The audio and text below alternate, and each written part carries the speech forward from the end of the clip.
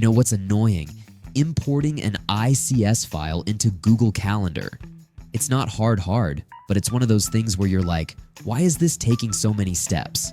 You gotta find the file, figure out where to put it, and by the time you're done, you're thinking there's gotta be a better way. And guess what? There is. Let me show you this free tool from CalGet that makes the whole thing super smooth. You're gonna like this. Step 1, head over to calget.com. Scroll down to the bottom of the page, the footer, and find the link called ICS to Google Calendar in the free tools list. Click it and you're in. Here's where it gets good. Drag and drop your ICS file into the tool. You've probably got this file from an event invite or something. Once it's in, hit the convert button. Oh, and here's the cool part. Your file doesn't go anywhere. No servers, no cloud, none of that. Everything happens locally, right on your device. So if privacy is your thing, you're covered. Now check this out.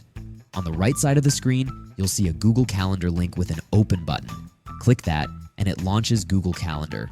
You're looking at your event, ready to go.